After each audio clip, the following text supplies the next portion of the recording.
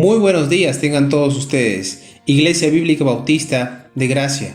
El día de hoy vamos a lecturar una porción de la Escritura antes de estudiar de lleno la misma. Vamos a trasladarnos, hermanos y hermanas, a Romanos 3, 24 y 25. Romanos 3, 24, 25. Siendo justificados gratuitamente por su gracia, mediante la redención que es en Cristo Jesús, a quien Dios puso como propiciación por medio de la fe en su sangre, para manifestar su justicia, a causa de haber pasado por alto, en su paciencia, los pecados pasados.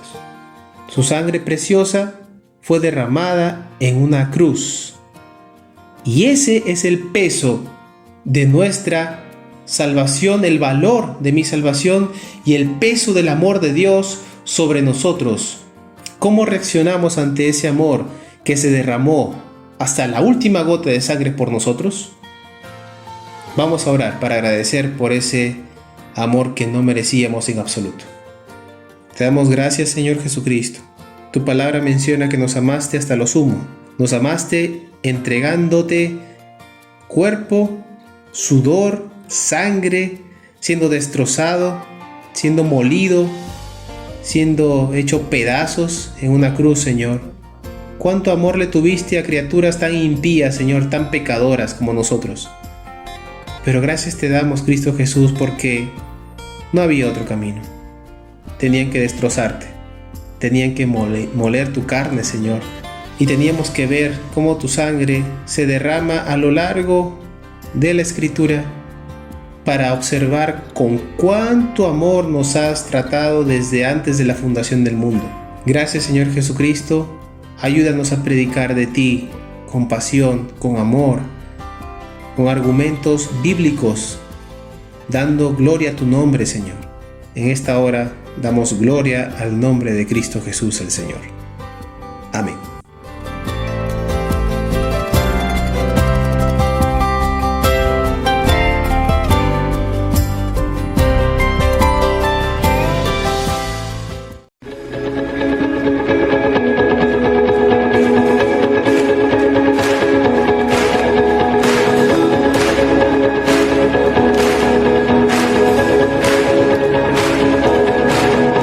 Castillo fuerte es nuestro Dios, escudo siempre fiel. Y en la prueba y tempestad es firme su poder. Armado está el enemigo cruel, mas él caerá ante Jesús el Rey. Confía en Dios, corazón, Él es fuerte para salvar. Confía en Dios, la roca es tu refugio, es castillo fuerte.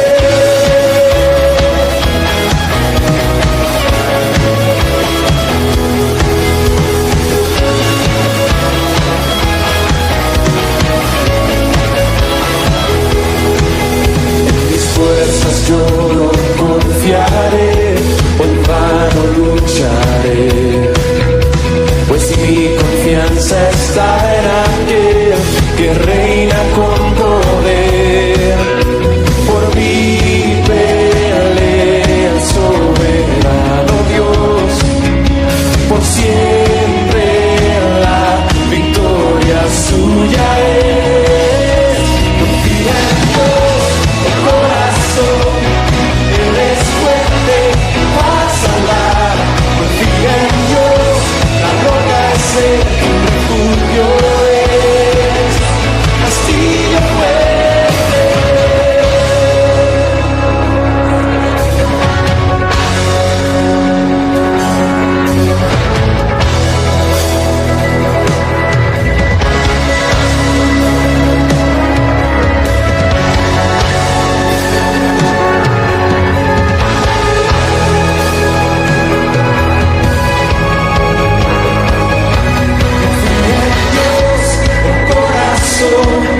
Él es fuerte para salvar. Confía en Dios, la roca es tu refugio, es.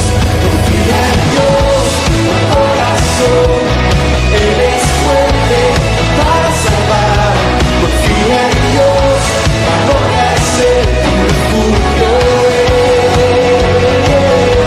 Confía en Dios, tu corazón.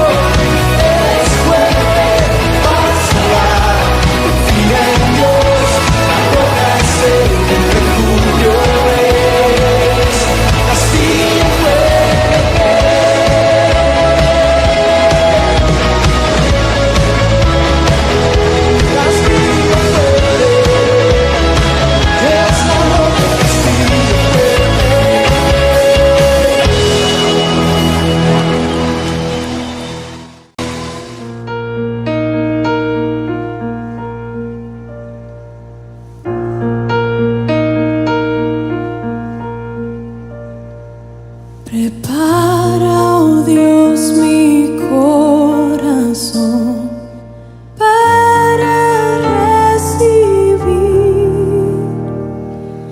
Rompe el duro suelo en mí, ayúdame a creer. Tu palabra siembra en mí su fruto.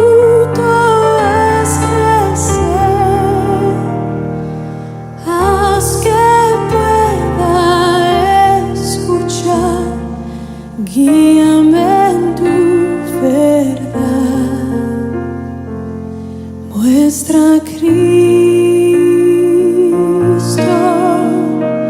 muestra a Cristo, revela, oh Dios, tu gloria a través de tu verdad.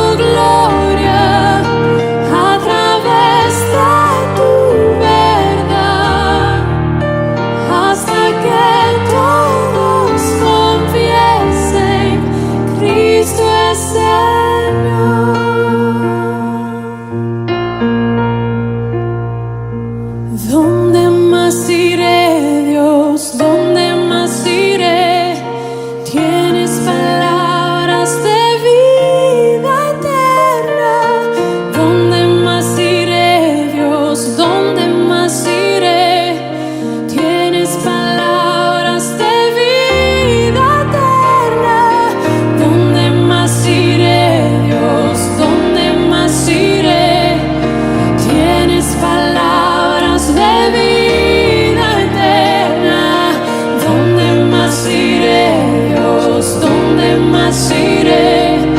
Tienes palabras de vida eterna.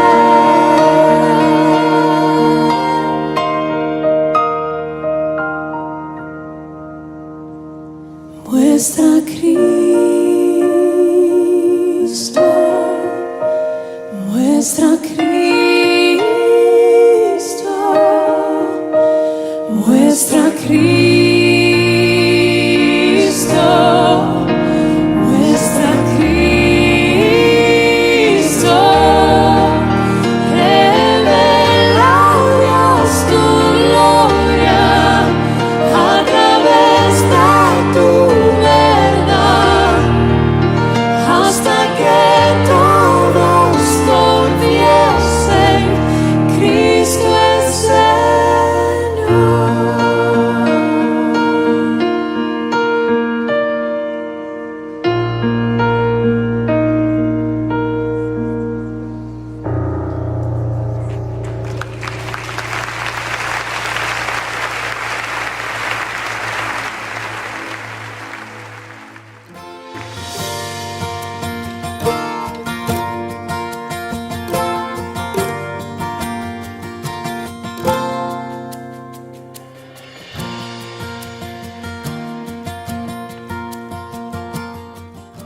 Reciban un cordial saludo de este servidor.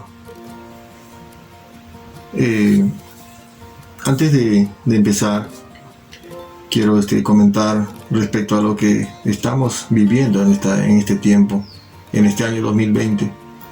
Un año muy difícil, un año muy convulsionado a nivel mundial por el tema de la pandemia. Desde el mes de marzo de este año se ha empezado en todas partes del mundo con restricciones que nosotros ya sabemos, de cuarentena, pero este es un tiempo muy difícil. Necesitamos tomar conciencia de lo que está pasando, porque es cierto que todavía no hay control de esta pandemia, porque vemos que en todas partes del mundo el rebrote de la segunda ola se viene con fuerza y está afectando a mucha gente, y mucha gente también se está infectando y está muriendo. En esta primera parte de esta pandemia, muchas personas a nivel mundial también han fallecido y ha afectado tremendamente la economía de los países y la economía también de las personas. Es por eso que nosotros tenemos que ser responsables en nuestras actitudes, de no caminar por la calle de manera irresponsable, sabiendo que podemos ser causantes de contagiar a otras personas. Este es un año muy difícil, es una Navidad diferente a la que veníamos celebrando. Normalmente la gente lo relaciona a la Navidad como una fecha de fiesta, unas reuniones, ¿no? Reuniones de familia, de amigos, donde se disfruta de las comidas, donde se intercambian regalos, donde se expresan palabras bonitas entre las personas, palabras de afecto, de consideración, de cariño. Y no es que eso esté mal, eso está bien, disfrutar así, como familia, como amigos. Pero el problema está en que no se da o no se ha venido celebrando el verdadero significado de la Navidad. Tanto es así que la gente para estas fechas de una manera compulsiva acude a los centros comerciales a hacer las compras para el regalo de la Navidad. Algunas personas inclusive sienten que si no hacen regalo es como si no estuvieran celebrando realmente la Navidad. Tiene que haber una actitud así de regalar y de recibir regalo. Y es por eso que todas estas cosas hacen que de pronto la gente haya perdido el verdadero significado de la Navidad. Entonces, no se trata de todas estas cosas. Se trata de tomar conciencia de lo que Dios hizo con el hombre. Vamos a ver lo que dice Miqueas capítulo 5 en nuestro estudio de hoy. La Navidad es Jesús. Y eso significa la reconciliación de Dios con el hombre. De eso se trata.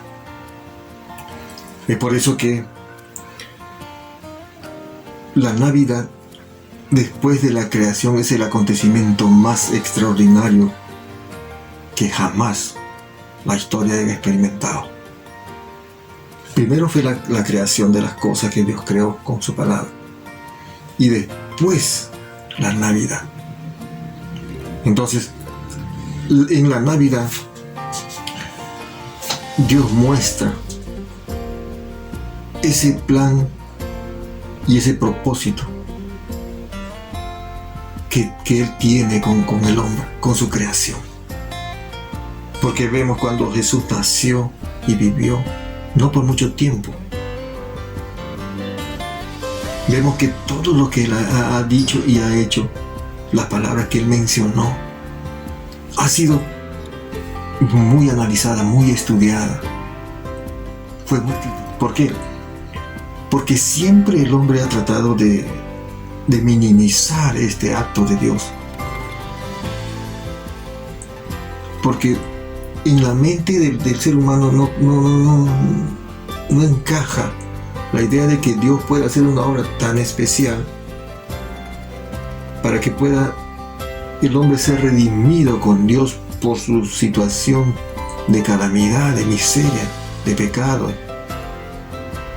Y es por eso que, como el hombre no entiende, piensa que todas las cosas que hace está bien y es normal, entonces no entiende su condición de miseria espiritual y que eso hace que esté separado de Dios.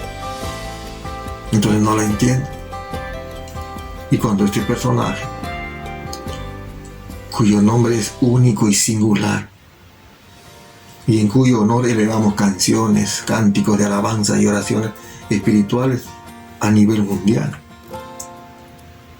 ese nombre es Jesús. Pero vamos a conocer lo que dice el profeta respecto a la Navidad. Pero antes de leer, quisiera llevarte a una pequeña oración para que podamos escudriñar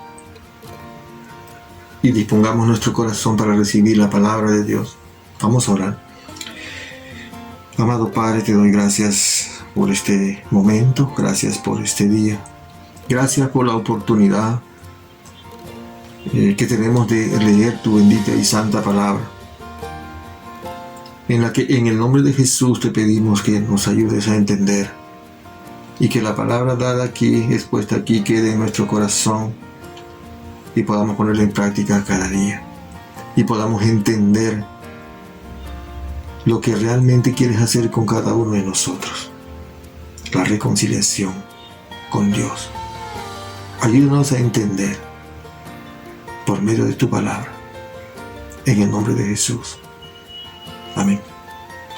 Amén. Vamos en nuestra Biblia, en Miqueas el capítulo 5, el verso 1 y 2. Dice así: Rodéate ahora de muros, hija de guerreros, nos han sitiado, con vara herirán en la mejilla al juez de Israel. Aquí está. Pero tú, Belén Efrata, pequeña para estar entre las familias de Judá, de ti me saldrá el que será Señor en Israel, y sus salidas son desde el principio, desde los días de la eternidad. Miqueas fue un profeta que vivió en el siglo 8 y siglo 7 a.C. Y el nombre de Miqueas significa ¿quién como Jehová? ¿Quién como Jehová? La nación de Israel estaba pasando por una profunda descomposición moral y espiritual, ¿no? empezando desde sus autoridades, líderes políticos y religiosos de aquel entonces. Además, en ese tiempo en que vivió Miqueas, la nación de Israel estaba siendo amenazada de ser atacado por los asirios. Y los asirios era un país poderoso que podía tranquilamente destrozar toda la nación. Entonces, es en ese contexto que sale este hombre llamado Miqueas, un profeta. En ese contexto que él sale a decir esta profecía. Como dije, que estaba viviendo en una situación muy caótica, mucha corrupción social, mucha injusticia y mucha amenaza de ataque de otros países. Así como hoy en día. Hoy en día también las ciudades, los países están llenos de autoridades con mucha corrupción por todo lado. Entonces, es en ese contexto que sale esta profecía, que llegaría el Mesías, el Cristo, que significa el ungido. El Mesías significa el ungido, que llegaría el Rey de Reyes para la salvación de su pueblo. Entonces, vamos a ver 3 aspectos aquí del profeta, de la profecía sobre el Señor Jesús. 3 aspectos para entender de este Mesías. ¿Quién es este Mesías? El primer aspecto, en la palabra que le acabamos de leer, el lugar de nacimiento del Señor Jesús. O sea, ¿cómo es esto que 700 años antes que Él nazca, este varón llamado Miqueas dice acá: pero tú, Belén Efrata, pequeña para estar entre las familias de Judá, de ti me saldrá el que será Señor en Israel, y sus salidas son desde el principio, desde los días de la eternidad. Es que en ese contexto, después de 700 años, vemos aquí en Mateo capítulo 2, del verso 1 al 12, que cuando se cumplió esta profecía, nació el Señor Jesús. ¿Dónde? En Belén. Entonces, en esa época había un rey en Israel llamado Herodes. Y este rey era un rey muy malo. Cuando digo muy malo, porque era realmente terrible. Era de temer. Era tan malo que no escatimó en matar a su propio hijo. ¿Por qué mató a su hijo? Porque él dijo: si mi hijo llega a crecer, ya está creciendo, va a ser un joven, entonces él se va a rebelar contra mí y va a tomar mi posición de rey. Así que yo solamente quiero ser el único rey aquí en Israel. Entonces, por esa actitud y esa desconfianza, mandó a matar a su hijo, para quedarse él solo, para que no tenga ningún rival. Lo que llamamos hoy en día, era un hombre paranoico, que tenía desconfianza de todo el mundo. Entonces, es en ese contexto que él estaba como rey de Israel. Aparecieron del oriente, dice, unos magos, unos sabios, llegan a Jerusalén y hacen esta pregunta: ¿dónde está el rey de los judíos? Porque hemos visto su estrella en el oriente, dice, y venimos a adorarle. Eso fue la pregunta que estos 3 personajes hicieron a los ciudadanos, a los habitantes en Israel. Y mira lo que pasa. Cuando Herodes se enteró que había nacido un rey de los judíos, dice, se turbó, y toda Jerusalén con él. O sea, habían pasado ya los 700 años de que este profeta había escrito que iba a nacer el Mesías, el Cristo, el ungido. Entonces, cuando durante todo ese tiempo ellos han estado prácticamente en sus quehaceres, ocupados en la vida que ellos tienen, en los problemas ¿no? de la política, de tener cosas materiales y de tener ambiciones de gobierno, entonces aparecen estos personajes en la ciudad de Jerusalén, cumpliendo lo que dijo el profeta Miqueas hace 700 años atrás. ¿Dónde está el rey de los judíos? Porque hemos visto la señal, la estrella que está alumbrando, y hemos venido para adorar. Entonces esa noticia llegó hasta el palacio donde estaba el rey. Dice que se turbó, se asustó. Dijo, ¿cómo es posible que haya nacido un rey aquí? Cuando aquí el único rey soy yo. Entonces, ¿qué hizo este? Él convocó, dice, a los principales sacerdotes y les preguntó, o sea, a los judíos, a los líderes religiosos, los llamó al palacio y les dijo, ¿dónde nacerá el Cristo? Y estos judíos respondieron, en Belén de Judea, porque así está escrito por el profeta. Dice. Esto quiere decir que los judíos, estos líderes religiosos, sí sabían el lugar de nacimiento del Mesías. Pero ellos no se imaginaron que iban a ser así. En Belén. Belén está a 8 kilómetros más o menos al sur de Jerusalén. Es un pueblo muy pequeño. Es un pueblo campesino, de pequeños ganaderos. Nada extraordinario. Un pueblo, se puede decir, de gente no muy relevante. No eran personas que eran conocidas, que impactaran a Jerusalén, porque era un pueblo más como cualquier pueblo de ahí cercano. Pero Dios decidió que allí naciese el enviado, el Mesías. ¿Por qué? Porque Dios pudo haber decidido que naciera en una ciudad importante, por ejemplo en Roma, o quizá en Jerusalén. Porque generalmente el hombre es así, orgulloso. Piensa de que porque nació en tal lugar, entonces es una persona de influencia. Pero en este caso vemos que Jerusalén era un pueblito pequeñito. Era una ciudad pequeñita, no importante, no de mucha influencia. No tenía influencia como Jerusalén. Inclusive, llegar a nacer en un establo, ni siquiera en una casa, sino en un establo. Tanto fue la humildad que Dios vino a eso. ¿Por qué? Porque para que su gloria sea exaltada en un lugar justamente de no consideración, en un pueblo muy sencillo, muy humilde, donde no se consideraba. Entonces, miremos lo que dice aquí en Filipenses 2. Filipenses 2, 5, 8. Haya pues en vosotros este sentir que hubo también en Cristo Jesús. ¿Qué sentir? El de humillarse. De humillarse.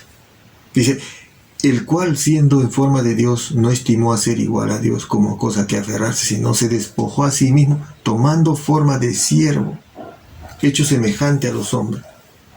Y estando en la condición de hombre, se humilló a sí mismo, haciéndose obediente hasta la muerte y muerte de cruz. Esto es lo que vino a hacer en su primera venida el Señor Jesús. Nacer en Belén, pero Él vino a servir, no a ser servido. Él vino a servir. ¿De qué forma, de qué manera? A morir en la cruz por usted y por mí. ¿Por qué? Por el pecado que hemos cometido. Porque la paga del pecado es muerte. Entonces, Él vino a pagar lo que nosotros deberíamos pagar. Vino a servirnos, a ayudarnos, porque no podíamos hacer. No podíamos nosotros cumplir o satisfacerla a Dios con nuestras actitudes, porque nuestras actitudes siempre es contraria a las cosas que Dios dice. Vemos aquí, haya pues en vosotros este sentir que hubo también en Cristo Jesús, el cual siendo en forma de Dios no estimó a ser igual a Dios como cosa que aferrar, sino que se despojó a sí mismo, tomando forma de siervo como cosa, hecho semejante a los hombres, y estando en la condición de hombre se humilló. Esta es una actitud que nosotros debemos imitar y tomar, de humillarnos ante Dios. ¿Por qué? Porque sí, nosotros necesitamos de Dios. Yo necesito de Dios para vivir. Yo no puedo vivir alejado de Él. Ni tú también. El hombre necesita de Dios, que controle y dirija su corazón, su mente y sus pensamientos. Y también el hombre necesita el perdón de Dios. ¿De qué? De los pecados que se cometen constantemente. Entonces vemos hasta aquí que el profeta anunció el lugar de nacimiento. ¿Dónde? En Belén. Entonces vamos a ver entonces también que no solamente el profeta anunció el lugar, sino también vamos a ver qué forma de gobierno tenía este Mesías. La forma de su reinado o de gobierno de este Mesías. Versículo 2. Pero tú, Belén Efrata, pequeña para estar entre las familias de Judá, de ti me saldrá el que será Señor en Israel. De ti me saldrá el que será Señor. Y la palabra Señor es gobernador. La palabra Señor es rey. Entonces, ¿de dónde? De Belén. ¿Y a quién nos estamos refiriendo? Al Señor Jesús. Entonces, esto está diciendo que antes de que el Señor Jesús naciese en Belén, Él ya existía como la segunda persona de la Trinidad. O sea, Él ya existía. ¿Ve? Porque Él ha venido a obedecer lo que el Padre dijo, porque en San Juan 4:34 dijo, Jesús dijo, mi comida es que haga la voluntad del que me envió y que acabe su obra. Quiere decir de que el Señor Jesús tenía una mayor satisfacción en obedecer que en comer. Eso no podríamos decir hoy en día de algunas personas que les gusta la comida y sienten una gran satisfacción el ingerir alimento. Y el Señor Jesús aquí está explicando de que Él sentía mayor satisfacción, estaba más satisfecho, mucho más completo en obedecer, en satisfacer la voluntad del Padre. Y eso es lo que tenemos que hacer también nosotros. Debemos sentir mayor satisfacción el poder estar cerca de Él, en obediencia a Dios. Eso debe ser prioridad número 1 en cada uno de nosotros, en agradar a Dios, en estar cerca, más que otras cosas, como por ejemplo la comida. Algunas personas sienten mayor satisfacción, por ejemplo, en reuniones sociales. Otros quizás en viajes. Pero aquí nos está enseñando el texto que la mayor satisfacción debe ser en la obediencia al Padre. Mi comida es que haga la voluntad del que me envió. Se está refiriendo aquí haciendo una analogía. Como muchas personas cuando tienen ese apetito de comer tan con hambre, entonces lo que hacen es acercarse y ver la comida y comer sin pensar en otra cosa, para sentir satisfacción, sentirse satisfecho. Pero aquí está diciendo, mi comida es que haga la voluntad. O sea, el hacer la voluntad es mayor satisfacción para el Señor Jesús. Eso es lo que nosotros tenemos que hacer también, tener una mayor satisfacción en obedecer lo que Él nos dice en su palabra. ¿Ve? El común de las personas, escúcheme bien, el hombre normalmente piensa que va a tener una gran satisfacción en su vida cuando logre sus objetivos. Por ejemplo, un joven cuando se propone a estudiar y dice, el día que yo tenga el título, el grado de la profesión que estoy estudiando, ese día estaré totalmente realizado. Otros agregan un poquito más y suben el estándar. Dice, el día que yo tenga el título profesional, que la cual estoy estudiando y me estoy esforzando, y esté trabajando en una gran empresa, entonces estaré totalmente satisfecho. Algunos dicen quizás, el día que yo llegue a casarme con la persona que realmente amo y tenga mis casas y mis hijos, estaré totalmente satisfecho. Así piensan algunos. Y no es que ese deseo sea malo, sino que eso es una condición del hombre que tiene de satisfacerse, una condición errónea, porque no es así. Con todas esas cosas no llegas a tener una satisfacción real que tú debes tener, sino más bien la que el Señor Jesús dijo acá: mi comida es que haga la voluntad del que me envió. Le está enseñando aquí que mayor satisfacción hay en obedecer a Dios. Y eso es lo que nosotros tenemos que hacer también. Por eso es que hay un pasaje que dice, mas buscar primeramente el reino de Dios y su justicia. Y todo lo demás viene por añadidura, las cosas que yo necesito. Yo necesito satisfacción como profesional, como empleado, como comerciante. Necesito como ciudadano. Primeramente a Dios. Obedecer sus mandamientos. Vivir bajo su voluntad. Es por eso que ese versículo que dice, la voluntad de Dios es buena, es agradable y es perfecta. ¿Para quién? Para cada uno de nosotros. Entonces primero tiene que estar la obediencia a Él. El obedecer, hacer su voluntad. Juan 5:30 dice, el Señor Jesús estando ya aquí, desarrollando su ministerio en Palestina, en Jerusalén, dice, porque no busco mi voluntad, sino la voluntad de que me envió, la del Padre. Vale decir que nosotros no debemos hacer nuestra voluntad. Puede decir que, o sea que yo no tengo que tomar decisiones ni hacer plan. Sí, debemos hacer planes, pero de acuerdo a los planes de Dios. Dios no quiere que tú perezcas. Dios no quiere verte en miseria. Dios quiere que tú realmente seas un hombre exitoso, una mujer con propósitos, un hombre con propósitos definidos. Eso es lo que Dios quiere para cada uno de nosotros. Pero Él tiene que dirigir nuestra mente y nuestro corazón. Él tiene que ser el Señor. Entonces, vemos aquí que los judíos esperaban a un Mesías como rey. Los judíos pensaban que iba a venir el Mesías, iba a ser un rey, que iba a formar un ejército. Para atacar a los enemigos de Israel y para formar un reino en Jerusalén.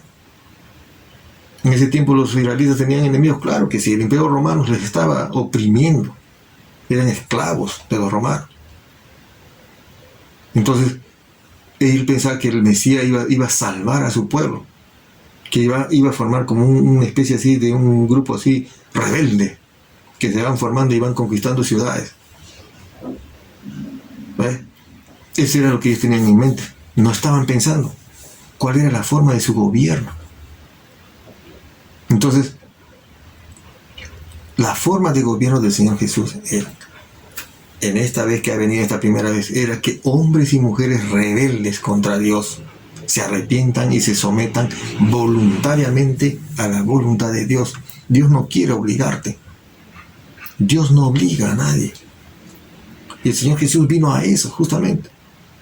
A que entremos en razón, explicándonos cuáles son las consecuencias de la desobediencia. Hombres y mujeres rebeldes que se arrepientan de su mal camino y que se sometan voluntariamente a la voluntad de Dios. Ya hemos dicho anteriormente que la voluntad de Dios es buena, agradable y perfecta, y muchas veces nosotros no entendemos mucho esto, porque estamos tan acostumbrados a ver las cosas, y que si no vemos así físicamente no creemos en nada. Necesitamos nosotros dejarnos guiar por Dios. Vemos lo que dice aquí en San Juan 18, 36, 37. Para hablar respecto al reino, a la forma de su reinado, de su gobierno. En San Juan 18, 36, 37 dice, respondió Jesús, mi reino no es de este mundo. O sea, no es la forma cómo vive el mundo, o la forma como está sujeto o se está gobernando este mundo. Si mi reino fuera de este mundo, está diciendo así aquí a Pilato, mis servidores pelearían para que yo no fuera entregado a los judíos. Pero mi reino no es de aquí. Esa respuesta le confundió aún más a Pilato y a los judíos. Porque él dijo, mi reino no es de este mundo. Si mi reino fuera de esto, mis seguidores me defenderían y evitarían que yo sea entregado a los judíos. Generalmente él dice, mi reino no es de aquí. Entonces Pilatos, con una confusión mucho mayor, dice, luego, ¿tú eres rey? Le dice. Respondió Jesús, tú dices que yo soy rey. Yo para esto he nacido. Y para esto he venido al mundo, para dar testimonio de la verdad. Y todo aquel que es de la verdad, oye mi voz. Ese es el reinado que dijo que iba a ser. Lo que el profeta también dijo. De ti me saldrá el Señor, que reinará mi pueblo. Está hablando acá de que yo para esto he venido para dar testimonio a la verdad, y todo aquel que es de la verdad oye mi voz. Vemos aquí que no hay nada de confusión. Pero vemos que el hombre, así como Pilato, como los judíos de ese tiempo, hoy en día también la gente no entiende. No entiende por qué. Porque si entendiese, estuviera detrás buscando con anhelo de conocer más de Dios. No entiende. ¿Sabe por qué? Porque el hombre sin Dios está ciego. No puede ver. No tiene propósito. Como anuncié anteriormente, ¿no? Las personas que anhelan tener o hacer algo y después de lograrlo, siguen con el vacío. No logran satisfacer su ser. No hay satisfacción. Puedes lograr muchas cosas quizás. Una carrera profesional o tener una gran empresa exitosa, con muchos recursos económicos, pero no hay satisfacción. No hay. Entonces, vemos aquí que el hombre sin Dios, sin Cristo, no tiene un rumbo, no tiene un norte. Porque por más que se esfuercen a hacer las cosas, logra tener algunas cosas no logra tener, y sigue siendo siempre una persona realmente vacío, como que sin propósito. Es que algunas personas no entienden esto, es por eso que piensan y dicen, hoy crecemos, hemos nacido y crecemos, nos formamos, y después desaparece.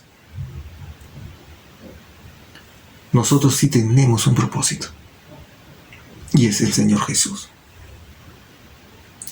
Él dijo, yo soy el camino, yo soy la verdad y la vida. Él no dijo que Él nos iba a mostrar el camino. Él no dijo eso, yo te voy a mostrar el camino. Él dijo, yo soy el camino. También Él no ha prometido enseñarnos la verdad. Él nos dijo, yo les voy a enseñar la verdad, sino Él dijo, yo soy la verdad. Él nos dijo también que Él nos iba a mostrar los secretos de la vida. Él dijo, yo soy la vida. Entonces, ¿qué es lo que estamos esperando? ¿Por qué no venimos a Él en esta Navidad? Él es el camino. Necesitamos tener un norte, un propósito. Él es el camino.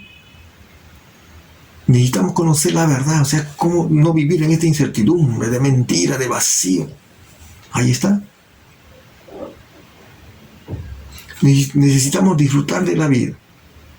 Disfrutar de la vida realmente es tener paz, tener contentamiento, tener sosiego. Así tengas en abundancia o escasez, siempre hay satisfacción. Eso es lo que nos está diciendo aquí. Disfrutar de la vida. Algunas personas erróneamente disfrutar de la vida lo llaman al desenfreno de las fiestas, al licor. Y eso no es disfrutar.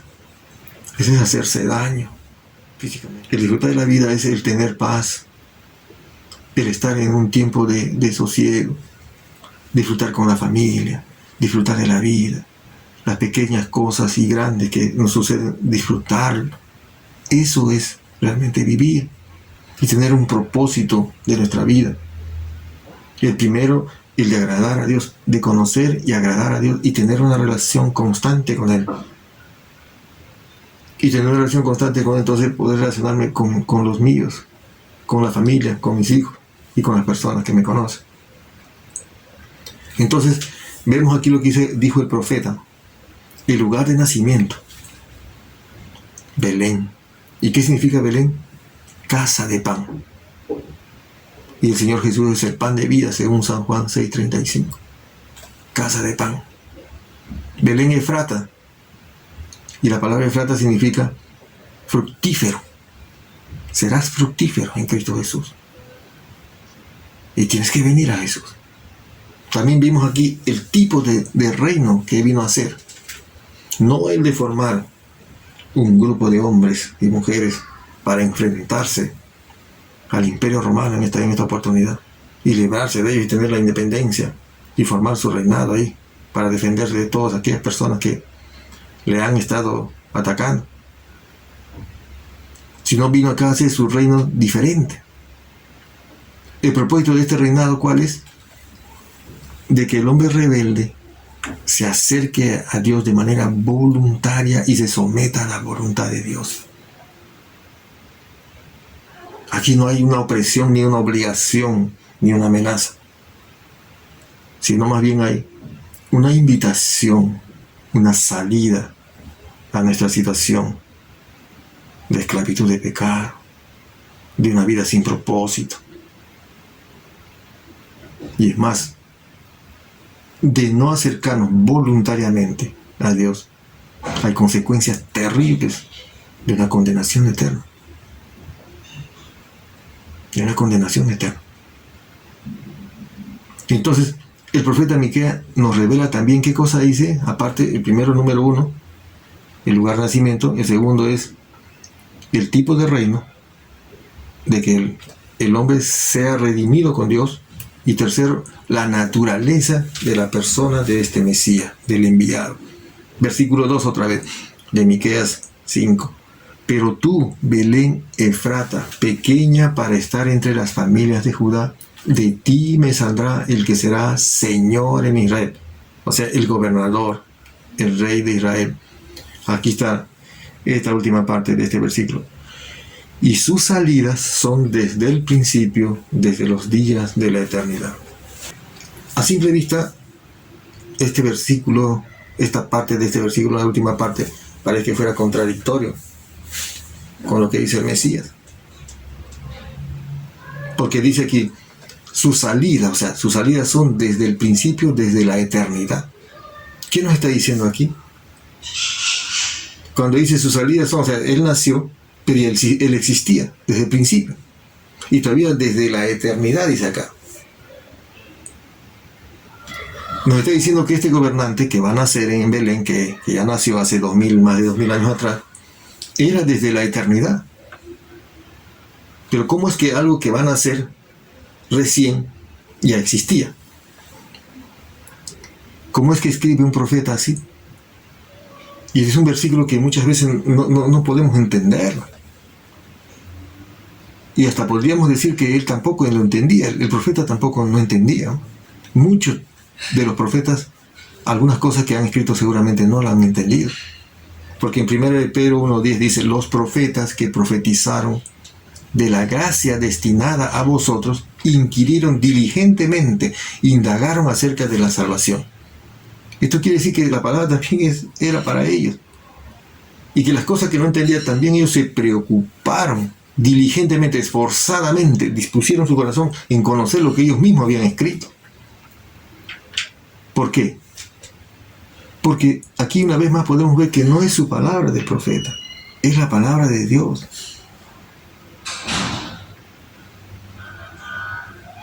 Vemos que han escrito por ellos, sí. Fue inspirado por el Espíritu Santo que les ha guiado a escribir, sí, pero algo que muchas veces ellos no entendían. Por eso que aquí dice que ellos, los profetas, se preocupaban en estudiar lo que ellos habían escrito.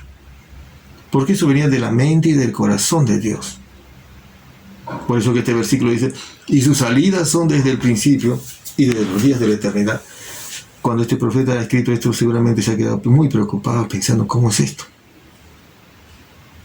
Tiene que preocuparse, hay que pedir que Dios nos revele. Ahora vemos el profeta Elías, de esa época donde vivió este profeta Miqueas. Mira lo que escribió en Isaías. Isaías 9:6 dice acá. Porque un niño nos es nacido, hijo nos es dado, y el principado sobre su hombro, y se llamará su nombre admirable, consejero, Dios fuerte, Padre eterno, príncipe de paz. Padre eterno quiere decir que siempre existió. ¿Quién es el niño que nos ha nacido? Entonces estamos hablando aquí de Dios mismo. El hijo que nació en Belén, ese niño que nació en Belén, nos ha creado. Y nos ha creado con sabiduría. Y nos equipó de una mente. Una mente. ¿Para qué? Para pensar. Aparte de que tenemos para pensar, tenemos una voluntad también para decidir. Un corazón para sentir y una boca para hablar. Todas estas cualidades son benevolencia de Dios. ¿Para qué nos ha dado esto? Para que nosotros glorifiquemos a Él, exaltemos el nombre de Jesucristo y vivamos para Él. ¿Y qué es lo que hizo el hombre?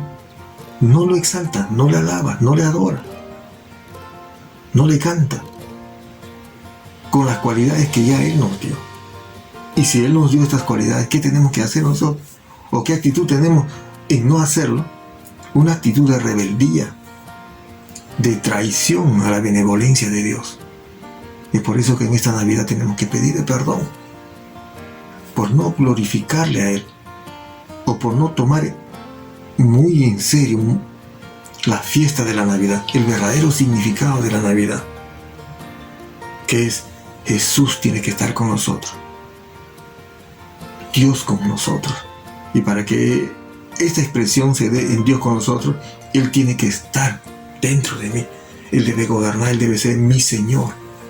Él debe reinar mi corazón, mi vida. Dios con nosotros.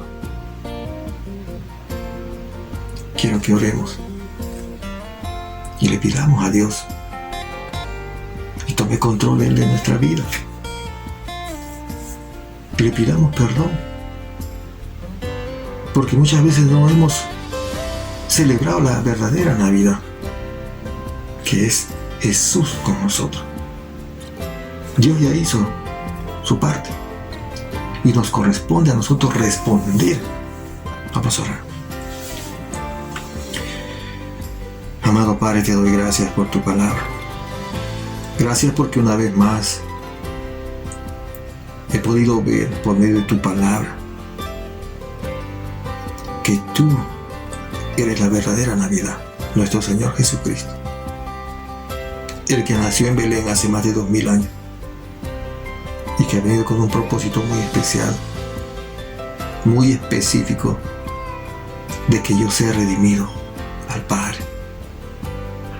Gracias por ese grande amor, por esa obra perfecta hecha en la cruz, de morir por mi culpa, por mi pecado. Gracias, Señor Jesús, por eso. Y también te pido perdón porque muchas veces no he disfrutado y no he celebrado la verdadera Navidad. Las cosas que muchas veces he podido hacer en las Navidades, desconociendo la esencia verdadera de la Navidad. Es por eso que en este momento te pido que tomes control de mi vida y me ayudes a vivir una vida de acuerdo a tu voluntad. Que vivamos cada uno de nosotros en esta Navidad el verdadero significado de Dios con nosotros. Ayúdanos a vivir de una manera que podamos agradarte, adorarte, alabarte, exaltar tu santo nombre. Gracias. Gracias por tu palabra. Gracias por la oportunidad que nos haces ver cuál es el verdadero significado de la Navidad. Oramos así, dándote gracias en el nombre de Jesús. Amén. Amén. Gracias por tu atención y desearte que en esta Navidad disfrutes la verdadera Navidad. Dios con nosotros, Jesús en nuestros corazones, tomando control de nuestro corazón y de nuestra mente y disfrutando de su presencia en todo tiempo. Feliz Navidad.